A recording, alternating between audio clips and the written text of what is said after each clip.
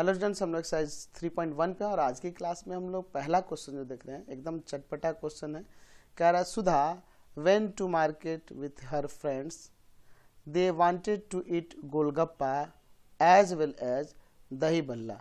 देखिए मैंने पहले ही बोला कि चटपटा क्वेश्चन है। मार्केट जा रही है सुधा अपने फ्रेंड्स के साथ और क्या खाना चाहती हैं? गोलगप्पा और दही बल्ला। The number of plates of golgappa taken by them is half that of the दही भल्ला। क्या कह रहा है कि नंबर ऑफ गोलगप्पा का जो प्लेट है वो हाफ है किससे? दही भल्ला से। ठीक है, जितने प्लेट लिए हों, अगर मान लीजिए गोलगप्पा के कुछ प्लेट लिए हों तो कितने हैं? वो हाफ है। अगर 5 प्लेट गोलगप्पा के लिए हैं तो वो क्या होंगे? दही भल्ला से हाफ होंगे, यानी कि दही भल्ला वाला 10 हो सकता है ना जी। The cost of 1 plate of golgappa was 10 rupees and the cost of 1 plate of dahi bhalla was 5 rupees. यानी कि एक प्लेट गोलगप्पा का कॉस्ट 10 रुपीज़ है और दही बल्ला का कॉस्ट क्या है? 5 रुपीज़ है।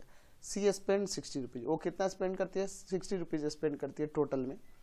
Represent the situation algebraically and graphically. हमें एल्जेब्रिकली भी दिखाना है और इसका ग्राफिकली भी रिप्रेजेंटेशन दिखाना है। एल्जेब्रिक तरीके से, यानी कि इसके जो इक्वेशन होंगे, पेयर ऑफ इक्वेशन, उनको दिखा देना है और उसका ग्राफ भी बनाना होगा। यहाँ पे लोग यहाँ पे ले लेते हैं कि लेट दो ही प्रकार के ना आइटम्स हैं, गोलगप्पा है और दही बल्ला है। तो let the number of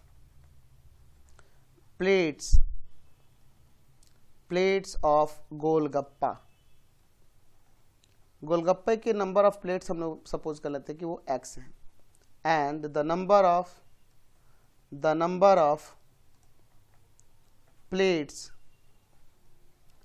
of dahi Bhalla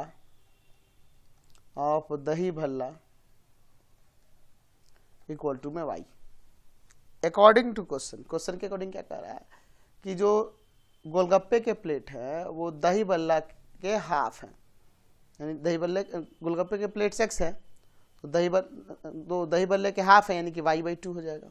गोलगप्पे के जो प्लेट्स हैं वो दही बल्ले के हाफ है, यानी कि y का हाफ है। तो ऐसे ना लिखेंगे, डेट मीन्स आप इसे ऐसे भी लिख सकते हैं कि 2x इक्वल टू में y।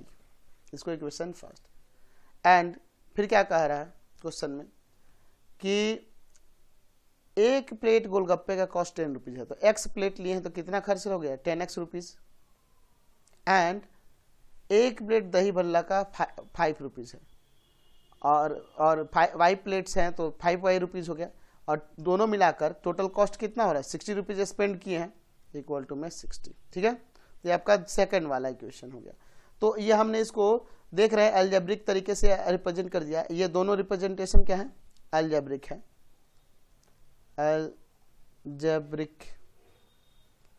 अलजेब्रिक रिप्रेजेंटेशन ऐसा कर सकते हैं। रिप्रेजेंटेशन आप लिख लेना, यहाँ पे स्पेस नहीं है। ठीक है, ये अलजेब्रिक रिप्रेजेंटेशन हो गया इसका। अब ये कह रहा है सिचुएशन को ग्राफिकली भी दिखाना है, तो चलिए हम लोग इसका ग्राफिकली रिप्रेजेंटेशन दिखाते हैं। ग्राफिकली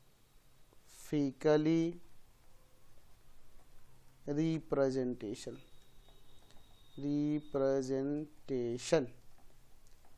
चलिए इसका ग्राफिकली रिप्रेजेंटेशन देखते हैं। तो दोनों इक्वेशन से लेंगे from equation first.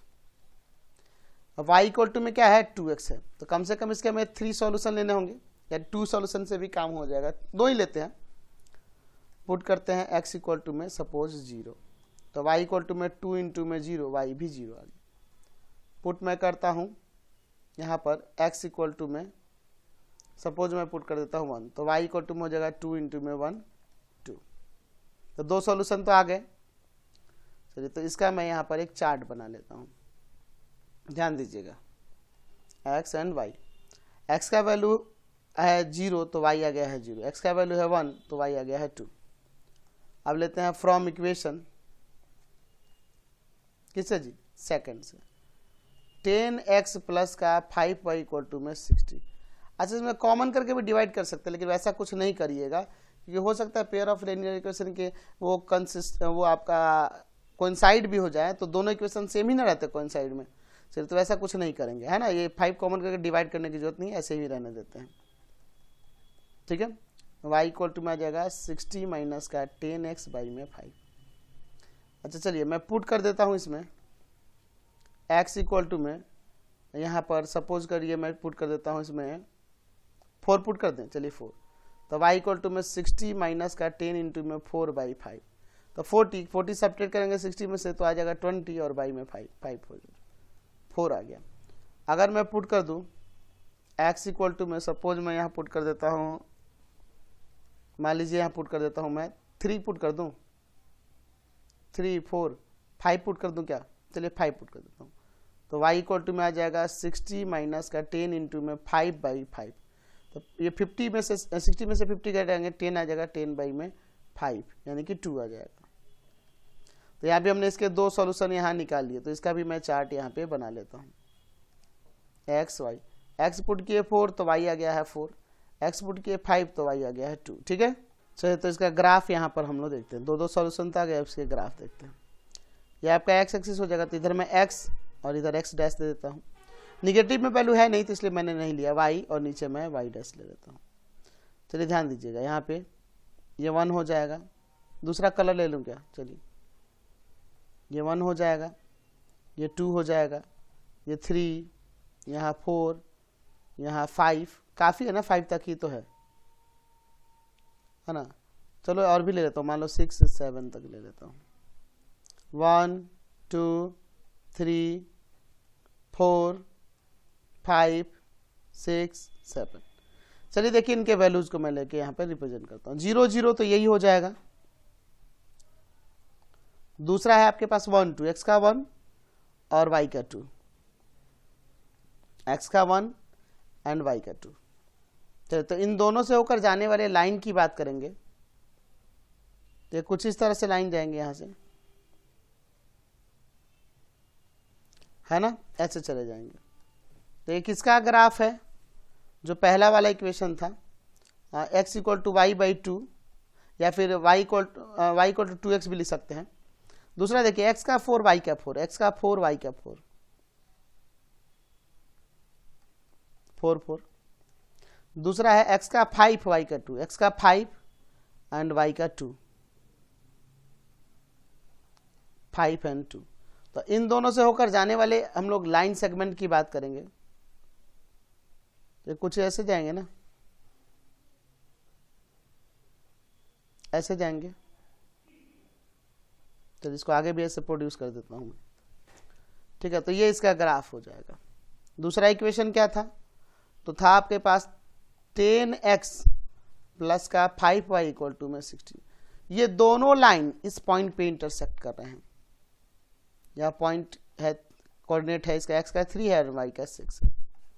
That means x का वैल्यू 3 हो जाएगा एंड y का वैल्यू 6 हो जाएगा, ठीक है। तो हमें यहाँ पे वैल्यू नहीं निकालना था, बस हमें रिप्रेजेंट करना है, ग्राफिकली सिचुएशन को दिखाना था और अलजेब्रिकली भी दिखाना था। तो दोनों मेथड से मैंने दिखा दिया। अब इसका सॉल्यूशन नहीं पूछ रहा, अगर सॉल्यूशन पूछता तो 3 एंड 6 हो गया, यानी कि अगर मैं कहूँ कि number of plates of golgappa वो 3 हुए और number of plates of dahi Bhalla वो कितने हो गए, 6 हो गए। समझ गए, ऐसे पूछ नहीं रहा है सॉल्यूशन, इतना ही छोड़ देना है। नेक्स्ट क्वेश्चन देखते हैं, 2 नंबर का रहा है, Romika went to a stationery shop and purchased 2 pencil and 3 eraser for 9 rupees. Her friend Sonali saw the new variety of pencils and erasers with Romila, and she also bought 4 pencils and 6 erasers of same kind for 18 rupees. Represent this situation algebraically and graphically. क्या कह रहा है कि रोमिका जो है ना stationery shop पे जाती है और परचेज करती है 2 पेंसिल एंड 3 इरेजर 9 रुपीज़ में। तो उसकी एक फ्रेंड है, रोमिला की फ्रेंड एक है सोनाली इस न्यू वैरायटी ऑफ पेंसिल को देखकर उसका भी मन होता है कि चलो रोमिला जैसा मैं भी पेंसिल और इरेजर खरीदूँ, तो वो खरीदती है, तो वो 4 पेंसिल को और 6 इरेजर को खरीदती है सेम ही काइंड के, वो 18 रुपीज़ में। तो इन दोनों सिचुएशन को हमें क्या करना है जी, रिप्रेजेंट करना है अलजेब्रिकली भी और ग्राफिकली भी। तो सबसे पहले अलजेब्रिकली रिप्रेजेंटेशन देखते हैं,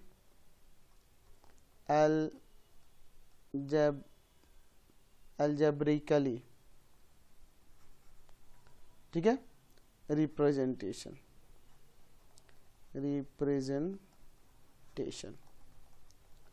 तो हम लोग सपोज कर लेते हैं, दो ही तरफ के आइटम है, कौन कौन से आइटम है जी, तो ये आइटम है पेंसिल एंड इरेजर। तो यहाँ ले लेते हैं कि let the cost of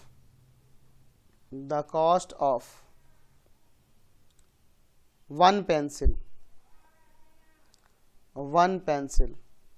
equal to x rupees, and the cost of one eraser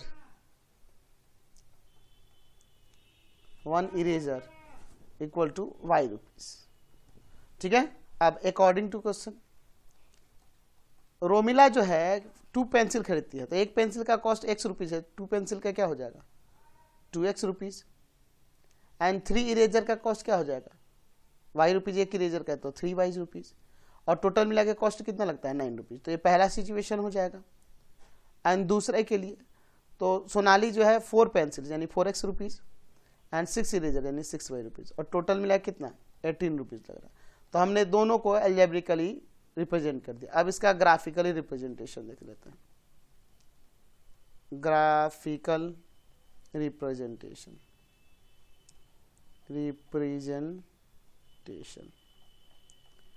तो ग्राफिकली रिप्रेजेंटेशन के लिए देखिए हम लेते हैं फ्रॉम इक्वेशन फर्स्ट से। क्या है, अच्छा ग्राफ इसका कैसा होगा आपको पता है, देख लो ये 1/2 आ जाएगा, ये 1/2 ये 1/2 कोइंसाइड होंगे ना जी ग्राफ। 2x + 3y = में 9, ऐसे x या y के वैल्यू निकालो। 2x = में 9 - का 3y, डेट मीन्स x = में 9 - 3y/2। चलिए अब इसके मैं 2 सॉल्यूशन यहाँ पे निकाल लेता हूँ। ठीक है, तो मैं पुट कर देता हूँ y = में सपोज मैं 1 पुट कर देता हूँ, तो x = में 9 - 3 × में 1/2, यानी x = में क्या आ जाएगा यहाँ पर, ऊपर 3 1 जा 3 या 3 में से, तो 9 में से 3 क्या 6/2 यानी कि 3 आ जाएगा। अच्छा दूसरा मैं सॉल्यूशन निकाल लेता हूँ। पुट यहाँ पर y = में पुट कर देता हूँ, सपोज मैं यहाँ पुट कर देता हूँ 3, तो x = 9 - का 3 × में 3/2, तो ये 3 से 9 में से 9 क्या 0/2 यानी कि 0। तो मैंने यहाँ इसके 2 सॉल्यूशन निकाल लिए, वो दोनों सॉल्यूशन को चार्ट बना के हम लोग यहाँ लिख देते हैं। x एंड y का 1 पुट करते हैं, x का 3, y का 3 पुट करते हैं, x का 0। चलिए दूसरा वाला लेते हैं। फ्रॉम इक्वेशन सेकंड 4x + का 6y = में 18, तो यहाँ से 4x = में क्या हो जाएगा 18 - का 6y, 2 सॉल्यूशन यहाँ निकालेंगे, यहाँ भी x = में 18 - का 6y/4। चलिए मैं इसके 2 सॉल्यूशन की यहाँ पे बात कर लेता हूँ। चलिए अगर मैं पुट कर दूँ y = में सपोज 2, तो x = में आ जाएगा 18 - का 6 × में 2/4। 18 में से ये 6 2 12 हो जाएगा ना जी, तो 18 में से 12 को सब्ट्रैक्ट करेंगे तो 6 और y में 4, ये 2 और ये 3 1.5 हो जाएगा। दूसरा अगर मैं पुट कर दूँ y = में सपोज 4 में पुट कर दूँ, तो x = में आ जाएगा 18 - का 6 × में 4 और y में 4, तो 18 ये 6 4 24, 18 में से 24 सब्ट्रैक्ट करेंगे तो 24 सब्ट्रैक्ट कर देंगे तो कितना आ जाएगा -6 और by4, ये -1.5 आ जाएगा। तो हमने यहाँ भी 2 सॉल्यूशन इसके निकाल दिए, तो इसको भी मैं चार्ट बना के यहाँ पे दिखा देता हूँ। ठीक है, x एंड y, तो x का यहाँ पे y का वैल्यू 2 पुट करने पे x का 1.5, y का वैल्यू 4 पुट करने पे x का -1.5, ये -1.5 है। ठीक है, चलिए तो अब हम लोग इसका ग्राफ देख लेते हैं। तो चलिए ये हो जाएगा आपका x, इधर हो जाएगा आपका x dash, y and y dash. Highest value 3 तक है, 4 तक है ना, 4 तक ले लेते हैं। 1 ये 1 हो जाएगा, यहाँ 2, यहाँ 3, यहाँ 4, 1 2 3 एंड 4। ठीक है, -1 -2 -3 एंड -4। फिर यहाँ देखिए -1 -2 -3 एंड -4। चलिए देखिए यहाँ पर x का 3 y का 1, x का 3 एंड y का 1, 3 1, ये एक सॉल्यूशन हो गया। दूसरा 0 एंड 3, x का 0 एंड y का 3, तो 0 एंड 3 ये हो जाएगा। ठीक है, उस तरफ लिख देता हूं मैं 0 एंड 3। इन दोनों से होकर जाने वाले लाइन की अगर हम बात करें तो ये ऐसे ले जा सकते हैं ना,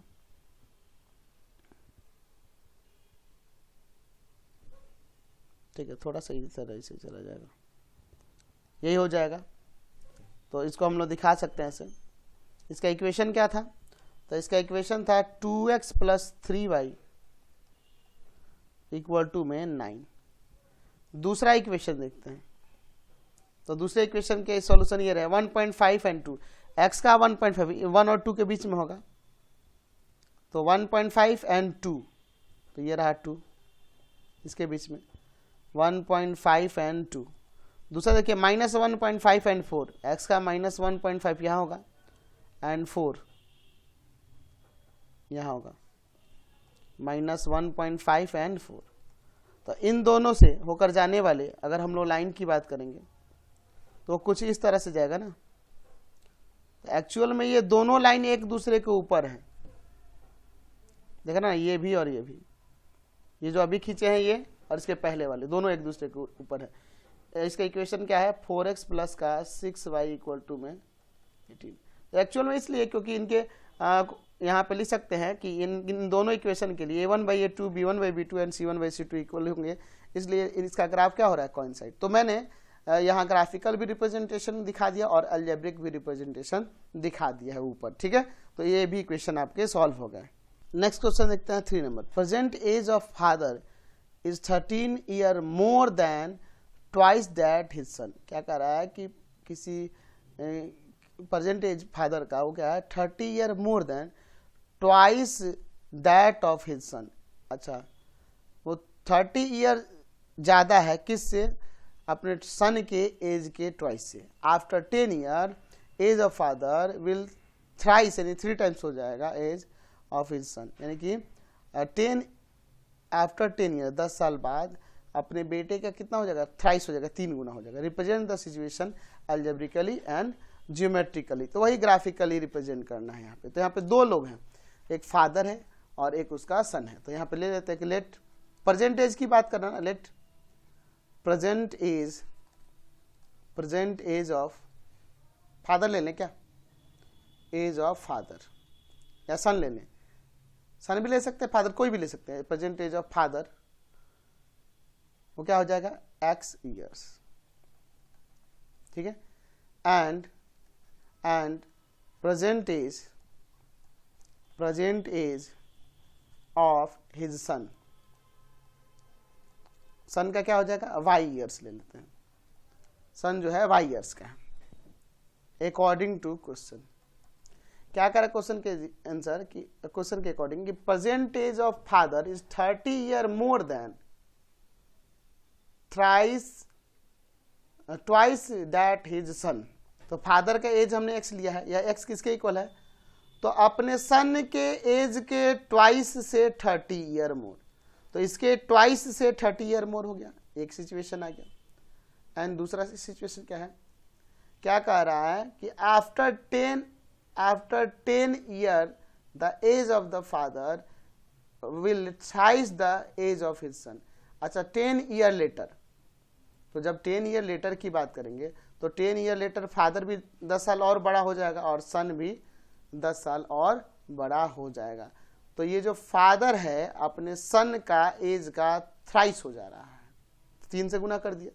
10 ईयर लेटर 10 साल, इसका भी एज बढ़ जाएगा, इसका भी, क्योंकि परसेंटेज x एंड y है, तो 10 ईयर लेटर x प्लस 10 और y प्लस 10 हो जाएगा। और उस समय ये फादर का जो एज है अपने सन के एज का थ्राइस हो जाता है। इसको थोड़ा सॉल्व कर देते हैं। 3y प्लस का 30, ये 10 जाके उधर सब्ट्रैक्ट कर लेंगे, तो x इक्वल टू में 3y प्लस का 20। ये दूसरा सिचुएशन आ गया। तो ये जो हमने देखा ये कैसे रिप्रेजेंटेशन था? Algebraically representation.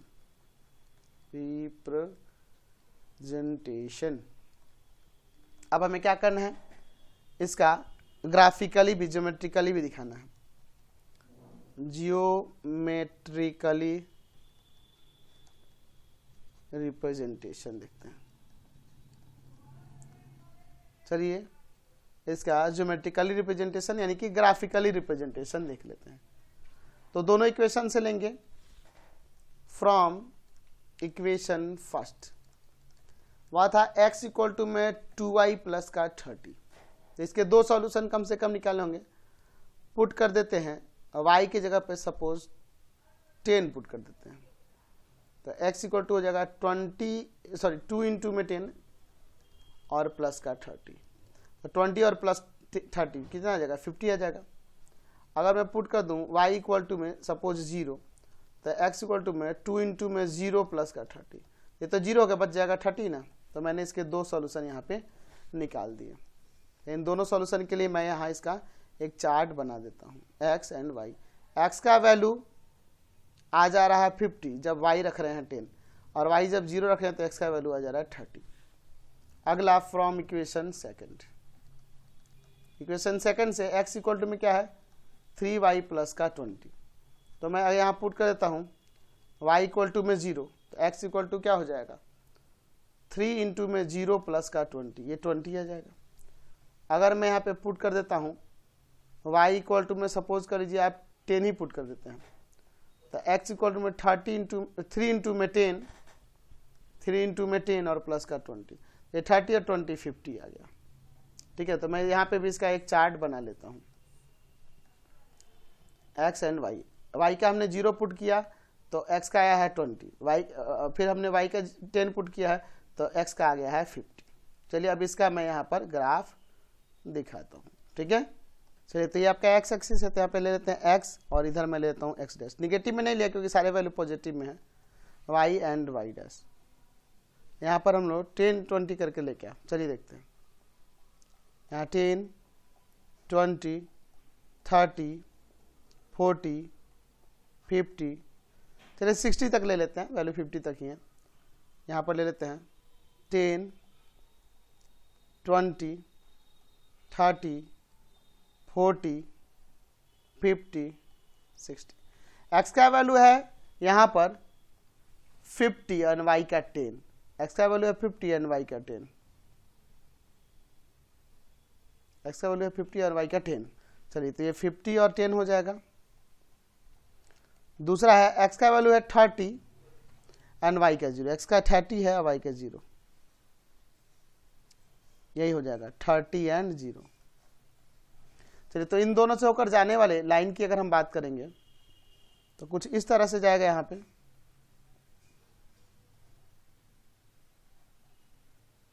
ठीक है, ऐसे ही ना जाएगा जी। तो इसका मैं यहाँ इक्वेशन लिख दूंगा। क्या था इक्वेशन, x इक्वल टू में क्या था जी 2y प्लस 30। दूसरा मैं ये देखता हूँ x का 20 y का 0, x का 20 एंड 0, ये हो जाएगा। फिर है x का 50 और y का 10, तो 50 और 10 यही हो जाएगा। तो इन दोनों से होकर जाने वाले अगर हम लाइन की बात करेंगे तो देखिए वो कैसे जाएगा जी, वो इस तरह से जाएगा। ठीक है, तो इसका इक्वेशन मैं यहाँ पे लिख दूंगा। क्या था जी x इक्वल टू में 3y प्लस 20। चलिए यह है x इक्वल टू में 3y प्लस का 20। दोनों ग्राफ यहाँ पे इंटरसेक्ट कर रहे हैं यहाँ पे, तो यही इसके सॉल्यूशन हो जाएगा, यानी x हो जाएगा 50 एंड y हो जाएगा 10। तो सिचुएशन को बस रिप्रेजेंट करना था, यहाँ पे हमें सॉल्यूशन नहीं बताना था। ऐसे अगर आपसे पूछे तो यहाँ पे ये 50 एंड 10 हो जाएंगे, है ना, इस पॉइंट पे इंटरसेक्ट करें इसलिए। यानी कि 50 क्या हो जाएगा जी फादर का एज और सन का एज हो जाएगा 10 ईयर। नेक्स्ट क्वेश्चन देखिए 4 नंबर क्या कह रहा है। 4 नंबर कह रहा है कि a path of a wheel of train A is given by the equation x plus 2y minus 4 equal to 0 and the path of a wheel of another train B is given by the equation 2x plus 3y minus 12 equal to 0. Represent situation geometrically. क्या कह रहा है कि हमारे पास ये जो train है ए, उसके एक व्हील का पाथ दिया है कि इसी पाथ पर ये ट्रेन चलती है, यानी कि वो एक स्ट्रेट पाथ होगा क्योंकि लीनियर इक्वेशन है ना, तो इसका स्ट्रेट ही लाइन बनेगा। दूसरा ट्रेन भी है, उसका एक व्हील जो है एक इस पाथ पे चलता है इसके अकॉर्डिंग। तो इसको हमें ज्योमेट्रिकली रिप्रेजेंट करना है, यानी ग्राफ बनाना है। तो दोनों का ग्राफ बनाने से हमें पता चल जाएगा कि वो दोनों के व्हील जो है, दोनों ट्रेन्स के व्हील जो है वो कैसे जा रहे हैं, यानी कि वो व्हील इंटरसेक्ट कर सकते हैं, लाइन पैरेलल होंगे या फिर वो कोइंसाइड होंगे, यानी कहने मतलब एक दूसरे के ऊपर। तो ये हमें चेक करना पड़ेगा, ऐसे इक्वेशन से भी देख सकते हैं। तो हम लोग पहले देख लेते हैं फॉर ट्रेन ए के लिए। ट्रेन ए के लिए पाथ दिया है x + 2i - 4 = 0। तो हमें इसके दो सॉल्यूशन कम से कम निकालने होंगे ना। तो यहाँ पे क्या कर सकते हैं, x = में प्लस का 4 हो जाएगा उधर जाके और प्लस का 2i इधर आके माइनस का। तो मैं इसमें पुट कर देता हूँ y = में सपोज में 0। तो x का वैल्यू हो जाएगा 4 - 2 × में 0। 4 में से 0 सब्ट्रैक्ट कर देंगे ना, तो 4 में से 0 सब्ट्रैक्ट करेंगे 4 ही आएगा।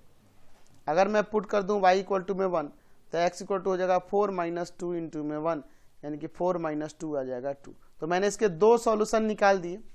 तो चलिए दोनों सॉल्यूशन को मैं यहाँ पे एक चार्ट बना के दिखा देता हूँ। x एंड y, मैंने y को 0 पुट किया तो x का आ गया है 4 एंड y को 1 पुट किया तो x का आ गया है 2। चलिए अब देखते हैं फॉर ट्रेन बी।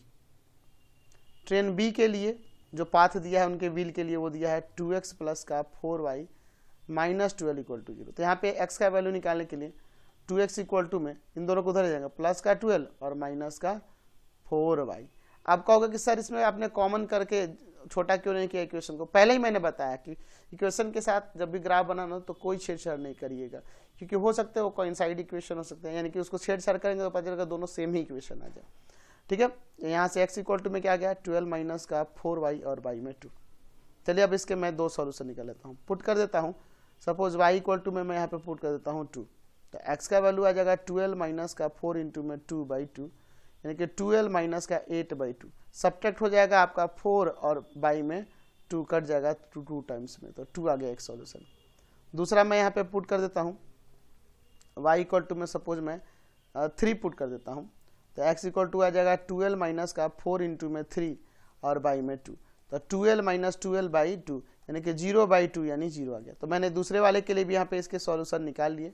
दोनों सॉल्यूशन को मैं यहाँ पे दिखा देता हूँ। x एंड y, मैंने यहाँ पर y का वैल्यू 2 पुट किया है तो x का आ गया है 2। ठीक है, और y का वैल्यू मैंने यहाँ पे पुट किया है 3 तो x का आ गया है 0। तो चलिए अब दोनों के लिए मैं यहाँ पे इनके ग्राफ बनाता हूँ। चलिए तो हमने ग्राफ पेज ले लिया, पॉजिटिव ही है नेगेटिव नहीं, इसलिए मैंने पॉजिटिव वाला ही सिर्फ लिया, x x' and y y'। चलिए देखिए वैल्यूज हमें कहाँ तक लेना होगा, 4 तक ही लेना होगा। चलो 4 तक ले लेते हैं, 1 2 3 4, मान लो 5 तक हम दिखा देते हैं। 1 2 3 4 एंड 5। चलिए x का 4 y का 0, तो 4 और 0 यही हो जाएगा, 4 और 0 नीचे मैं लिख देता हूँ। ठीक है, 4 एंड 0। दूसरा पॉइंट है 2 और 1, x का 2 y का 1, 2 एंड 1। तो इन दोनों से होकर जाने वाले लाइन की बात करेंगे तो कुछ ऐसे जाएंगे, ठीक है ना, ऐसे ही ना जाएंगे दोनों पॉइंट से होकर जाने वाले लाइन। तो इसका मैं इक्वेशन यहाँ पे दिखा देता हूँ। इक्वेशन क्या था इसका, पहले वाले के लिए x + का 2y - 4 = में 0। देख लीजिए x + का 2y - 4 = 0। दूसरा 2x + का 4y - 12 = 0। तो दूसरा भी खींचते हैं। तो दूसरे वाले का सॉल्यूशन यहाँ पे है ना जी, x का 2 y का 2, x का 2 y का 2, x का 2 y का 2, और दूसरा है आपके पास x का 0 y का 3, x का 0 y का 3 यहाँ होगा। तो इन दोनों से होकर जाने वाले लाइन सेगमेंट की बात करेंगे तो वो ऐसे जाएगा, लाइन की बात करेंगे, सॉरी लाइन सेगमेंट में बोल रहा हूँ, लाइन ये ऐसे जाएगा। क्या देखने को मिल रहा है कि दोनों जो ट्रेन हैं उनके व्हील जो हैं वो एक दूसरे के पैरेलल जा रहे हैं, है ना। दूसरा इक्वेशन है 2x + का 4y - 12 = में 0। तो ग्राफिकली रिप्रेजेंट किया है हमने दोनों को, और दोनों से हमें क्या पता चल रहा है कि दोनों के व्हील जो है एक दूसरे के पैरेलल जा रहे हैं, है ना जी। तो पूछ नहीं रहा है, बस मैंने आपको ऐसे ही बता दिया ओरली।